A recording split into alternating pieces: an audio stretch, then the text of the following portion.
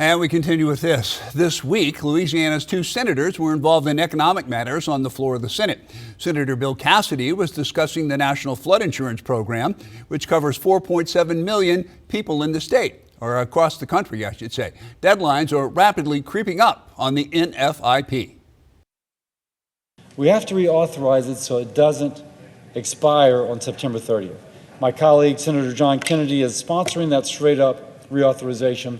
And that straight-up reauthorization is important for at least maintaining that minimum of coverage. But we also have to make it affordable again. And right now, it is unaffordable. Cassidy explained how the flood insurance premiums got so high, dating back to a Louisiana disaster nearly 2 decades ago. At the heart of the problem is something called Risk Rating 2.0. And Risk Rating 2.0 is a way in which FEMA is adjusting premiums, not to make sure that they're still affordable, but to basically pay back a $20 billion debt that was accumulated after Hurricane Katrina, and there were so many claims upon the system. People in Louisiana consider that a little bit unjust. Cassidy has been urging Congress to act on reauthorizing the National Flood Insurance Program since at least January. Meanwhile, Louisiana Attorney General Liz Murrill is litigating a case involving several parishes concerning Risk Rating 2.0.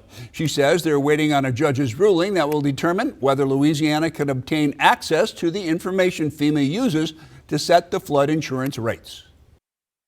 And we've been trying to get that information. Our members, our congressional delegation has been trying to get that information. FEMA continues to stonewall and not provide that information, which we don't think is legal. Again, that flood insurance program set to expire September 30th.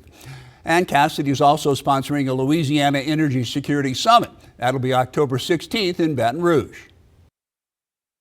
We'll bring together leaders from the federal, state, local governments, industry, research community, and others to explore energy security, economic growth, and global trade. I think Louisiana can be in the middle of all this. Meanwhile, Louisiana Senator John Kennedy, formerly the state treasurer, thanked the Fed for its recent cut in interest rates, but he says the U.S. economy has a long way to go. The Americans are struggling to pay their bills. The reason, of course, is inflation. If you look at consumer debt, it's now, last year it hit $17 trillion. Not million, not billion, $17 trillion. And Kennedy adds, while inflation is coming down, prices are not. Now, there are only two ways to reduce these prices. One is to go into a recession. It's too big of a price to pay. Kennedy says the country must grow its way out of inflation, aiming for a 3% GDP.